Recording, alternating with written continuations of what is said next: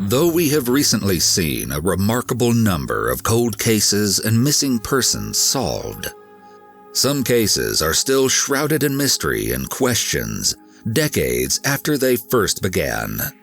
And sometimes these cases gain notorious reputations for haunting those who have tried to solve them.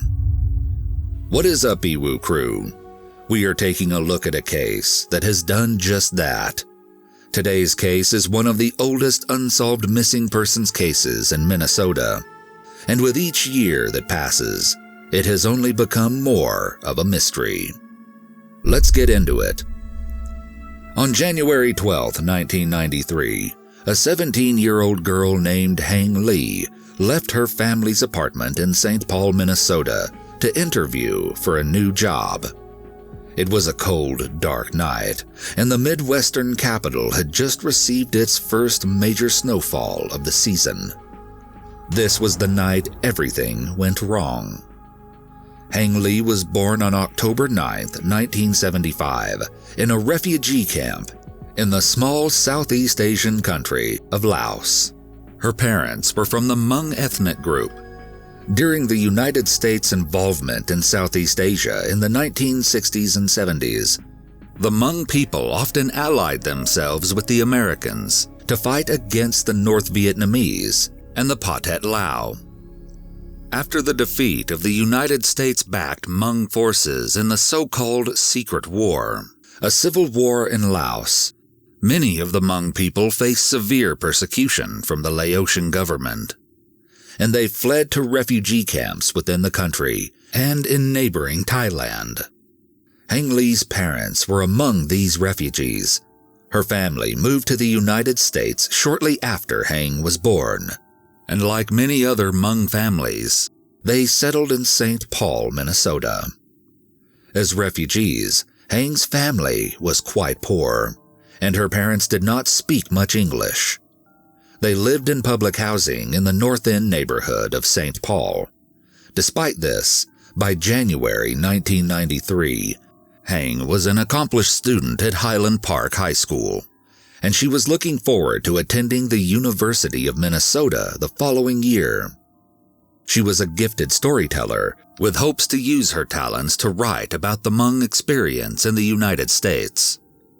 Her family and co-workers described her as a quiet and sweet, but somewhat naive girl who often fell for practical jokes. Hang worked part-time as a cashier and dishwasher at a Chinese restaurant called Wong Cafe to help provide for her parents and siblings. As she was not making very much money from her job at the restaurant, she began asking her friends about other job opportunities. Her friend, Kia Lee, no immediate relation, known as Nikki, was working as a receptionist for a painting and carpentry business located on the east side of St. Paul, and she mentioned to Hang that they were looking for a new employee. Hang jumped at this opportunity, and Nikki offered to introduce her to her employer. Although Hang and Nikki were friends, a later police report revealed that there is some evidence that Hang suspected Nikki may have had ulterior motives. On that January night, just before she left for her job interview, Hang turned to her younger brother, 15-year-old Kua, and said, "If I don't come back, come and look for me." Despite this suspicion, Hang left the house anyway. She was last seen wearing a black leather jacket, black pants, and a t-shirt from the heavy metal band Skid Row, her long black hair teased into a typical early 90s style. Hang's instincts would prove to be correct. She didn't return home after the interview, and there was no sign of her over the next few days. It eventually became clear that something had happened to Hang, but her parents had a difficult time reporting her missing because of their limited English. The police initially dismissed her case as a teenage runaway, but upon investigating her bedroom, they quickly found evidence that pointed to something more sinister. Hang had been saving money for college, and she left it all at home on the night of her disappearance. Her boss at Wong Cafe reported that she had not come to the restaurant to work her scheduled shifts, which was unusual for Hang, and that she hadn't even come in to pick up her most recent paycheck. Hang had also left her purse at home, which contained a knife and a lead ball that she usually carried for self-defense. If she was actually a runaway, it was unthinkable that she would have left without her money and belongings. Hang's brother Kua told police about his suspicions concerning Hang's friend Nikki Lee, and the police began asking Nikki about Hang's whereabouts. According to police records, during their interviews, Nikki gave two vastly different accounts of what had transpired that night. At first, she told detectives that Hang had not actually attended the job interview, and instead left with a group of men she did not recognize. This seemed to confirm the police's original hunch that Hang was another teenage runaway. However, several months later, Nikki changed her story completely. She would go on to claim that she made up the story about Hang running away with the unknown men. She admitted that she had done this in part out of wishful thinking, and in part because she claimed that her boss had instructed her to lie, and she reportedly feared retribution from him. Nikki said she hoped that Hang had, in fact, run away from home, and therefore would return someday. But that wasn't the case. The business where Nikki worked was owned by a man named Mark Stephen Wallace. Before Hang's disappearance, Wallace asked Nikki if she had any friends who were looking for a job, and she immediately suggested Hang. Nikki would later say that she thought this was very unusual. The painting and carpentry business had very few customers, and Nikki hardly ever had any work to do. She didn't understand why Wallace would need another employee. There were a few other things about Wallace's business that Nikki reportedly found troubling. Although there were never any customers or clients, she reported to police that young teenage boys would occasionally visit the office. She told investigators that Wallace would take these young boys into his office and lock the door behind them. Although she did not elaborate further on this point, Nikki also reported that Wallace had frequently talked to her about modeling.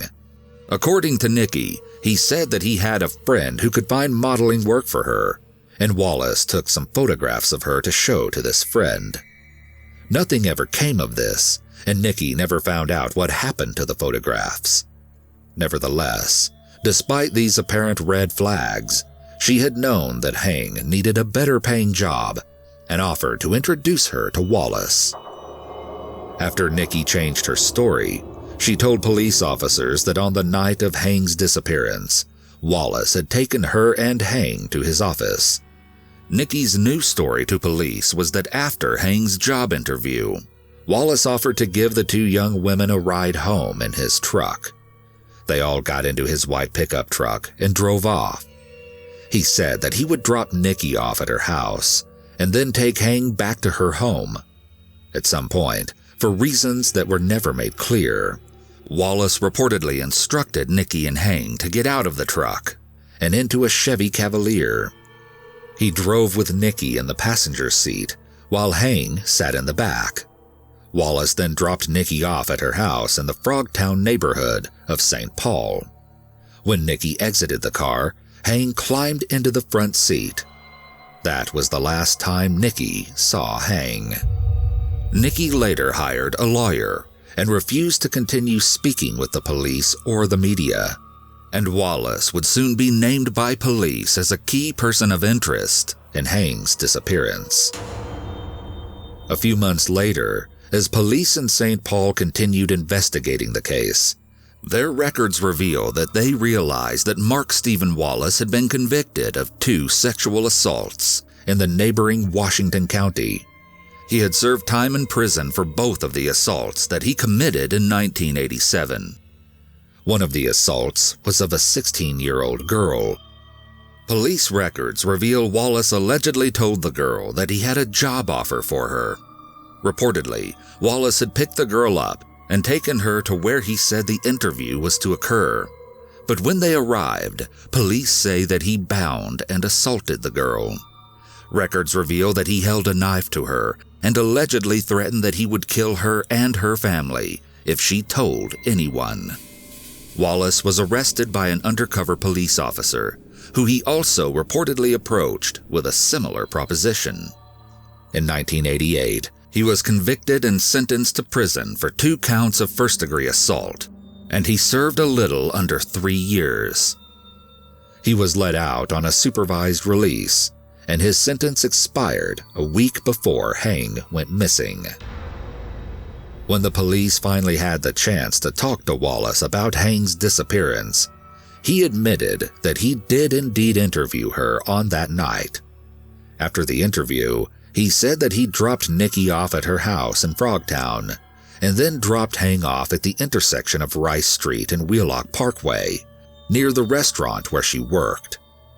This seemed to corroborate Nikki's story, although it did not bring the police much closer to figuring out Hang's whereabouts.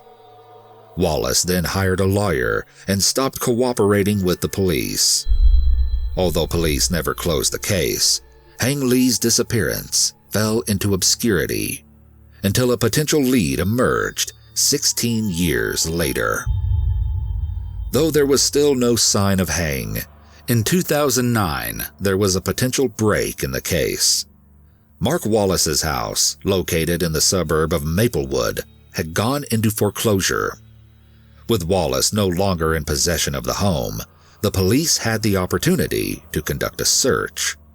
The police received permission from the bank to search the property using a team of cadaver dogs. Reportedly, the dogs showed a lot of interest in the garage and led investigators to the back of the structure. It was there that all 3 dogs appeared to police to indicate that there could be human remains beneath the concrete floor. This was sufficient evidence to get a warrant, and officers then drilled holes into the floor of the garage to help the cadaver dogs more accurately locate any human remains that might have been buried underneath. After drilling through the floor, the cadaver dogs were brought back in, but this time, only one of the dogs smelled human remains. This was not enough evidence to justify excavating the garage, and the police then stopped their investigation of Mark Wallace's house. Another break in the case came in 2016, 23 years after Hang Lee's disappearance, and 7 years after the police investigated Mark Wallace's property. In August 2016, Wallace fled a traffic stop near his new home in Andover, which is about 20 miles north of St. Paul. Police then discovered Wallace's car parked at the Key Inn Motel in Woodbury. When police arrived at the motel, they kicked down the door of the room he was staying in, where they found Wallace with a frightened 20-year-old woman. Wallace was arrested when he tried to flee the room. The woman, who has never been identified, told police that Wallace was the father of one of her friends from high school. She said that she did not have a permanent home and that Wallace had agreed to let her stay with him, and in exchange, she did his housework. For a time, it seemed like this arrangement was going to work, but the situation reportedly soured. According to a police complaint that the woman filed, Wallace allegedly physically and verbally attacked her. She eventually filed a no-contact order against him.